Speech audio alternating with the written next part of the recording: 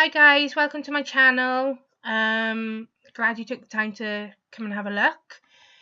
My channel, I decided to do it recently because it's just something I've been wanting to do for a while. I watch all these inspirational videos on YouTube and just think, wow, if you can do it, maybe I should give it a go, because we're all going through a journey, weight loss or whatever. And it's just a good way to document like diary entries, because I've tried to write in a diary and it just hasn't worked. Excuse the beeping, that's my friend Tina. She's badgering me to do this video, so Tina, I am doing it, trust me. But yeah, so my first video, I thought I'd just give you a bit about myself and how I've started this journey and got on. I'm 37 and feeling a bit old now, because everyone's like, oh, once you hit 30, blah blah blah, things go downhill. And well, it's maybe true. You gotta look on the positive sides. But my weight has always been an issue since the age I was 10. I've always been a big girl. Doesn't make it easy because my twin brother is, I hate the word perfect, but he is. He was Mr. Popular in school. The girls loved him. And I always used to joke around with people saying, yeah, in the womb he stole all the good genes. I ended up with all the bad genes. So he can eat what he wants, but if I look even at a piece of cake I've put on a stone, he tans in daylight, whereas I burn in the sun. But no, he's fab. I love my brother to bits, and to be honest, I wouldn't be without him, because unfortunately we've lost both our parents. My dad passed away 16 years ago of a stroke, and my mum, bless her, she had a terminal illness and died about a year ago now. So it's been hard. But we've got each other, and I've got a good, strong family network and friends that get me through. My partner is amazing. Without them, I wouldn't have got through half the stuff I have. So yeah, been waiting all my life, and I think about 3 years ago when I started nursing, I did think a lot of people, if I'm going to be a nurse, I need to, set an example. And I'm not doing it for everyone else. Obviously, the weight loss is for me, but when you're a big girl, 13-hour shifts do hurt. They really do hurt. And I thought, if I want my job to be easier, I've got to make the effort and lose the weight. I've tried, every diet under the sun. I did have success on Slimming World about 16 years ago, funny enough, when I met my partner. I lost 8 stone on Slimming World. Felt fantastic. Was back into fitness, back into my swimming, because I used to swim as a youngster competitively and done really well at it. So I was feeling good about myself, but then unfortunately had a car accident where I couldn't walk. And like some people, I'm an emotional eater. I got depressed, ate my emotions, so to speak, put the 8 stone and a bit more on, and ever since then it's been up and down and really trying to lose it, and not really got anywhere because I'm back at square one again. So I decided to take the bulls by the horns and go see my GP. I said, Doc, I need your help. I said, I don't mean to be patronising or anything, but I know what I should be eating and what exercise I should be doing, but I'm just not doing it. I really need to figure out how my emotions are playing into that. So he sent me to a multidisciplinary team, the weight management service over in a local hospital in the other valley. And it was the best thing that's happened to me. Whilst I was there, I saw a professor who was a specialist in gastroenterology. I think I said that right. I hope I said it right, being a student nurse. Saw a dietitian, and dietitians haven't been my favourite people, because when I was younger I saw them, didn't really help. They were just dictating to me, but she really did help me, and again helped me with my emotional side of it. Excuse me.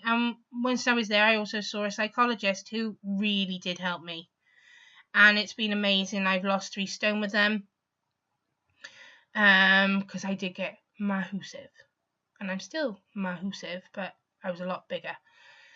So anyway, in January this year. The professor turned around and said to me, Kirsty, I got some news for you. I'd like to put you forward for surgery. And surgery was never on the cards for me. I thought, oh, that's cheating. It's an easy way out. You know, I had the usual that a lot of people think, oh, why can't you just do it with diet and exercise? And whilst I've been losing, I've never kept it off. So when that was put on the table for me, I had to really go away and think, right, what are the pros, what are the cons, speak to my partner, speak to my brother about it, and eventually decided, right, I'm going to do it. I'm going to snap up the chance to have the surgery. So I agreed to Professor Abubi, he's amazing, and said, yeah, okay, refer me. So I got referred in January, and then by May, I had my first sort of meeting. It's basically where you meet up with other people who've been referred. I think there was about 7 of us. You sit down, you go through both options, which is the gastric sleeve and the gastric bypass. Obviously the pros and cons, complications that can arise from both of them, and then at the end of it you can, make an informed decision about which one you want. But I've got to admit, I went into this meeting thinking, oh, it's just another information day. It doesn't mean I've got the surgery. So me being me, I have to know. I asked the clinical nurse specialist the question, does this mean we're having the surgery? And she goes, yeah, you've all been funded. And I was like, oh my God, this is real now, which is quite scary. But was over the moon because I never thought this day would come. So went home quite happy. But they do make it clear to you, the hard work has still got to be done. You've still got to make sure you're losing weight, still showing that you're committed to changing your life, because it's not an easy step, surgery, at all. So just got to keep plodding along. And then by July, I had my first appointment with the lead surgeon. He was lovely, reassured me. He said, you're an ideal candidate, I'll put you forward. So you'll need 2 more appointments, one with an anaesthetist and then one with a second surgeon. So just kept going. It's been hard because I have my crappy days.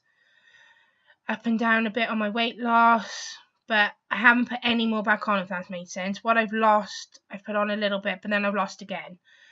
And I'm currently at, wait for it, because I never reveal my weight, only to my partner and my brother, and of course a couple of close friends. But I am currently 329 pounds, which is 23 stone 7.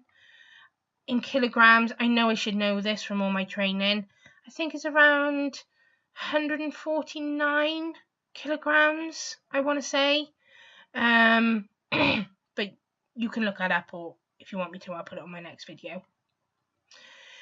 So one criteria for the surgery is you have to have a BMI under 50 or under, and mine is currently 52. So I've got about 1.5 stones to go before I can get under that, which is fine, because when I saw the anaesthetist in July, he was fantastic, reassured me, went through the operation with me, and he said, we need to make sure that your BMI, he said, you're on track, but your operation is going to be middle of January. And I was like, oh, I've got a sort of date, but rough area of when I'm going in. So yeah, I've got to lose about 1.5 stones, I think, to get to the BMI of 50. And then I see the next surgeon in December to go through the last couple of bits, and then he'll tell me when to start the dreaded liver reducing diet. Now, if you've never read up on it, Google it. Loads of hospital trusts do different ones. There's 2 options. There's one of just milk diet for 2 to 3 weeks. I think it's something like 4 pints of milk a day. You can have no fat yogurt, no sugar jelly, and like tea, black teas and stuff. So that will be hard. Or you can have one where you have like low protein, really, really small portions, and you've got to do that for 3 weeks. But guess when mine's starting? Christmas week. So there's no Christmas dinner, there's no Christmas drinks, there's no munchies, which is not a bad thing, but it's going to be really hard to be sat around the table with everyone and I'm going to be there either with my pint of milk or a saucer full of food.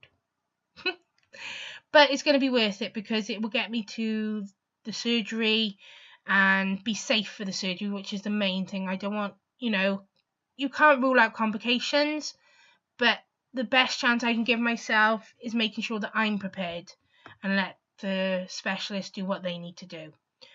So yeah, we're looking at the middle of January for my surgery, and I can't wait. Like I say, it took me a long time to make the decision to have the surgery. It's not for everyone. I'm not saying everyone should go and have surgery because not everyone wants to and it's not right for everyone. But ask questions. Like I told my friend Tina, she's been a bit worried about a couple of things. If you're worried about anything, ask the question, because there's nothing worse than going away for an appointment without having asked a question and then worrying yourself about it. So, yeah, I'm going to be having the surgery, and hopefully it'll be a chance for a new me, because I'm putting my life on hold at the minute, thinking, oh, I'll do that when I'm thin, or I've done that for the last 25, 30 years. And it's time to stop putting life on hold and start enjoying it, because God knows I've been through enough, and a lot of us have.